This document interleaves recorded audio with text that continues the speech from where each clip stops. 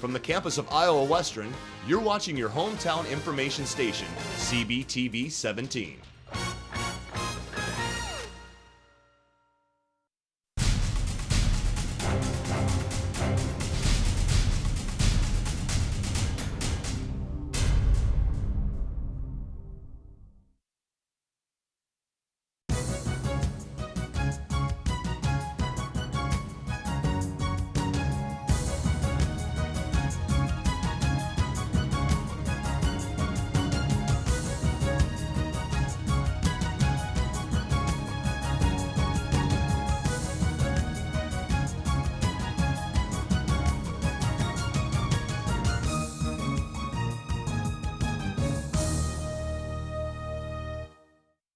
Hello and welcome to Council Bluffs News. I'm Cem Brinklow. This week we stop by Bayliss Park taking the silver screen outdoors, and we take a look at Tech Days here on the campus of Iowa Western. But first, football season right around the corner, and the fields of Council Bluffs get a facelift.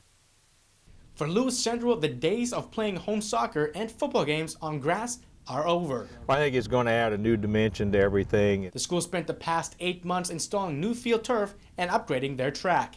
We took the football field all the way down, brought the turf in, they've got a rock base in, brought the turf in, we cut out lane 1, rebuilt lane 1 on the track, resurfaced the whole track. With the football season closing in, the renovations to Titan Stadium got done just in time.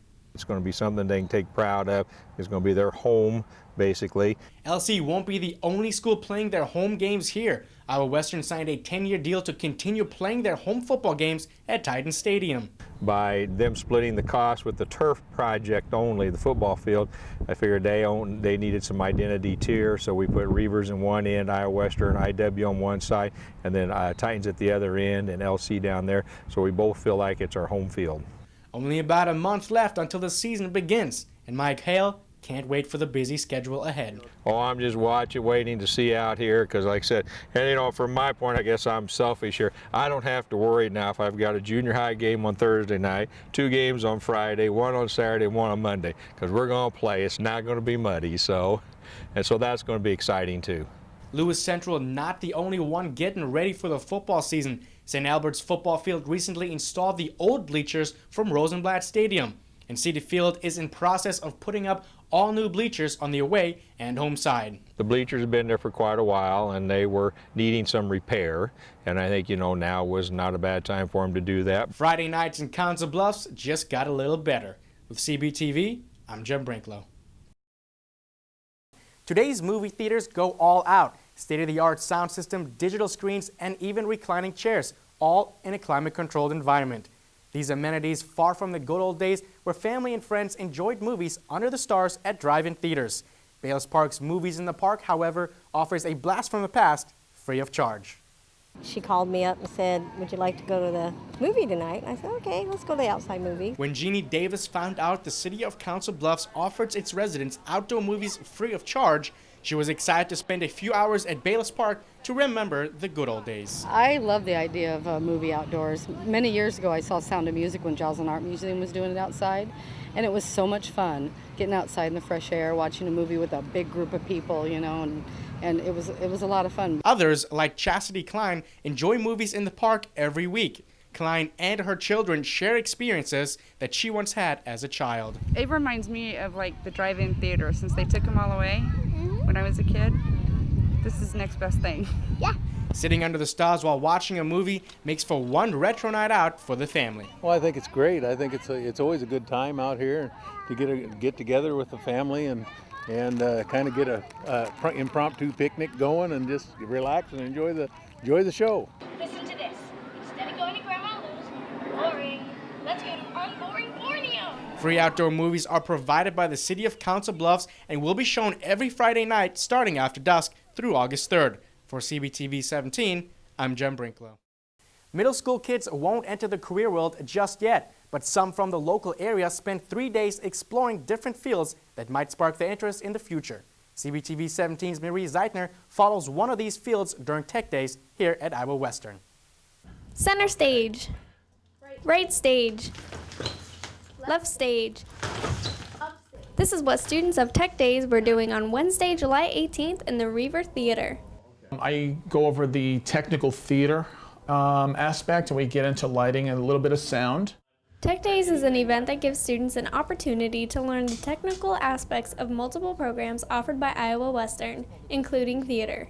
I'm showing them part of the light board and part of the sound board, and hopefully what they can get out of it is just the basics of how they run. The 6th, 7th, and 8th graders from Southwest Iowa also get the chance to learn about opportunities in the workplace.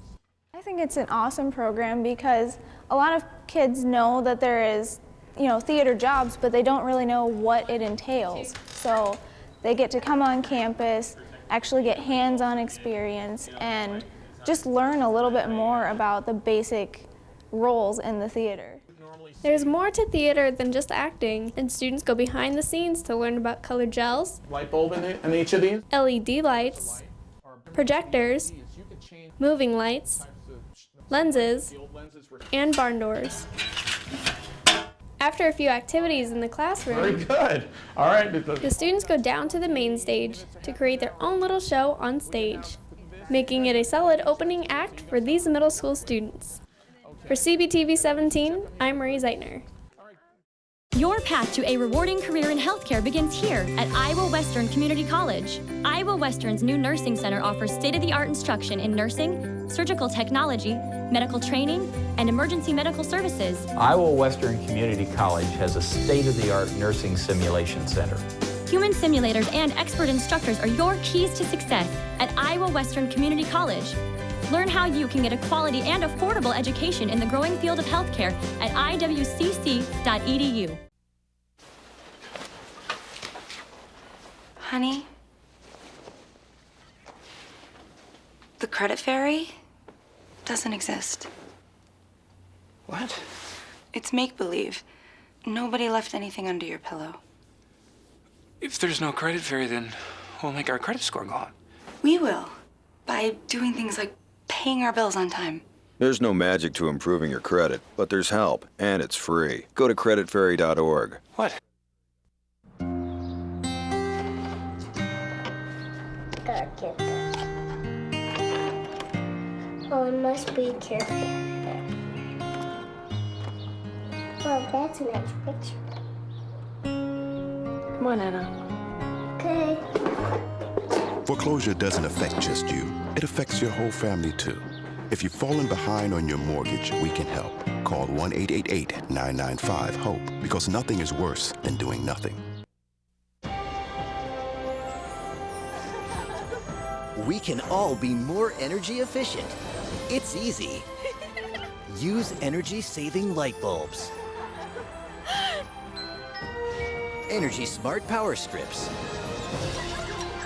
And turn off electronics and appliances when not in use. Learn what you can do today at energy.gov/tink. The St. Albert baseball team in familiar territory seeking their 3rd state tournament appearance in 4 years. The 1A number 5 ranked Falcons travel 14 miles to take on Trainer in the district final Tuesday, July 17th. The Cardinals enter hot, having won 20 of their last 21 contests, but St. Albert gets the Battle of the Birds going first. At the bottom of the first, Alex Rendoni good for a single. Then comes up Falcon senior J.D. Colgett. Trainer pitcher Cole Chapman throws a wild pitch, allowing Rendoni to get into scoring position with only 1 out. 2 batters later, man on third, Ben Hecker has a chance to give his team the lead, but instead grounds out at first to keep the game scoreless. Next inning, St. Albert back at it, men on first and second with 2 outs. John Mehring drills the ball. He brings home Tucker Colgett to take the 1-0 lead. As a team, Trainer batting .359 on the year, but the Falcon defense allowing just 4 hits through the first 3 innings of play. Top of the 4th, a visiting team with a man on first, 2 outs. Tucker Colgett takes one for the team, and the Falcons now threatening to extend their 1-run lead. Moments later, Chapman puts the Cards in a dangerous spot. He walks Mehring, giving St. Albert the bases loaded. But he grounds out the next batter, and the Falcons now left 5 runners stranded on bases in 4 innings. The next 2 innings go by quick. In the top of the final frame, things get more interesting. With the Falcons clinging to a 1-0 lead, Mantle starts things off with a base hit to left field. 2 batters and 2 outs later, Jake Weiss places the ball perfectly into center field to put the tying run on second base. Hecker, who came in as a perfect 7-0 on the season, walks in next batter, and with that, the bases are now full. The senior pitcher's luck doesn't change. He walks 2 batters in a row after doing so only 19 times all season. And just like that, the game is tied at 1. Ben Hecker not playing himself. He averages a 1.17 ERA on the season. But this wild pitch makes it 3 mishaps in a row, and the Cardinals take the first lead of the game 2-1. In the bottom of the 7th, it's do or die time for the Falcons. With 1 out, Rendoni blasts another ball to put the tying run on first. Then Chapman strikes out J.D. Colgett, and Trainer now 1 out away from the state tournament. It all rides on Jake Lewis's shoulders now. He connects with the ball, wow! But first baseman Trey Robinson leaps into the air to make the grab. St. Albert, a team who beats their opponents by an average of 6 runs all season, loses this one 2-1, ending the 21-7 season. Well, sometimes it just doesn't go your way, and they had a good last inning, and that's what baseball is. It comes down to 1 inning, and the last inning was theirs, and they took it. I mean, hats off to them. It just wasn't our night. Well, this is the best group of guys I've played with, and we really had a great season. We had our downs this year, but we've been playing. We got hot when it mattered, and I can be happy for the guys. Ben and JD gave 4 years to Falcon baseball. They defined Falcon baseball the last couple of years. Been in the sub-state all 4 years. Been in the state tournament twice. They set a lofty goal for the kids coming up. It is quite a privilege to put on the green and gold, and I've loved every minute of it over my last 4 years and everything I've done, and it's been with most of these kids all the way, and that was a heck of a team we lost to today, and they'll make some noise up at state, I'm sure about it, and just happy I could be a part of it.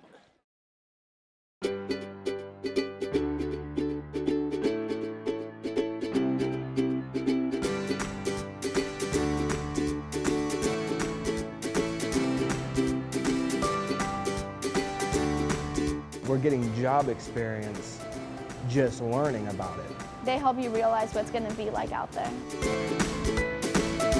If you want to be able to have some fun and be able to turn your idea into a great idea, come to the Culinary Arts program. Inviting you to join us to learn about cooking and about food. You'll make soups and sauces, you'll produce cold food, and you'll even get to work in the bakery. And eventually, you'll learn management skills. We have several different programs at our disposal, and you can take any one of them. So please, join us at Iowa Western Community College.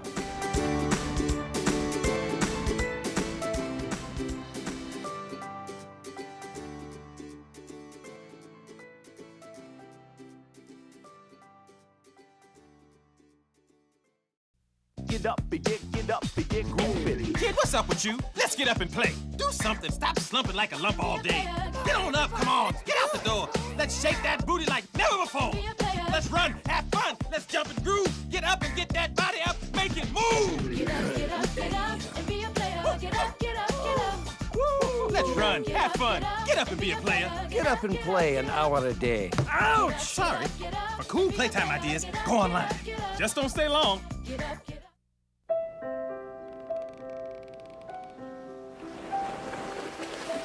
Every parent knows the feeling. You look away, and your child is gone. Imagine if he or she were actually abducted. Sign up at wirelessamberAlerts.org to get free Amber Alert text messages on your cell phone. If you did help an abducted child get home, just imagine what his parents would be feeling. Wireless Amber Alerts. A child is calling for help. The White Catfish Camp was held July 22nd at the Western Historic Trail Center in Council Bluffs. The annual event commemorates a stop Lewis and Clark made in the area on their epic journey.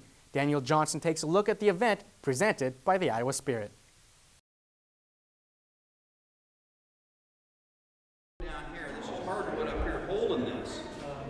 We have our annual White Catfish Camp Living History Weekend. White Catfish Camp commemorates the longest stop that Lewis and Clark had made since leaving Wood River.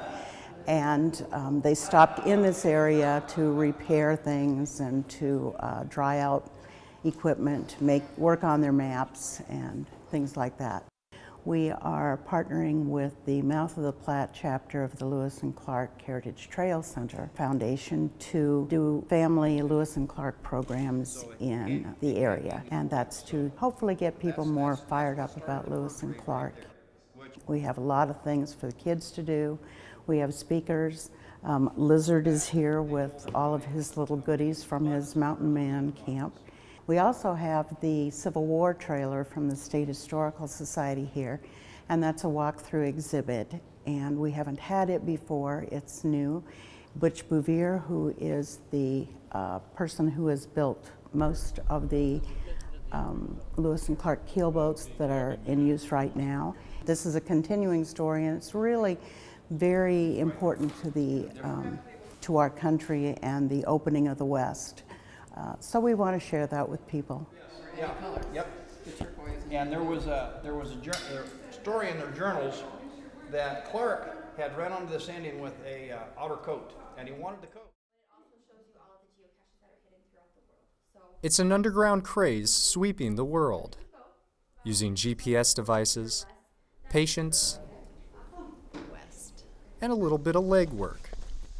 It's called geocaching, and Sydney Hyde of the Hitchcock Nature Center teaches a class on the subject. Geocaching is when you use a GPS or a GPS-enabled device in order to find coordinates, and they lead you in the direction of a hidden cache, which I like to think of as a treasure box. And a cache can be anything as small as a peanut butter jar or as large as a shoebox, and it's something that's hidden along a trail or in a park or at some object, and your job is to use your GPS device to find it. Geocaching isn't a very small hobby either. It's played by millions. Geocaching.com reported that there are over 5 million geocachers worldwide, with almost 2 million active caches.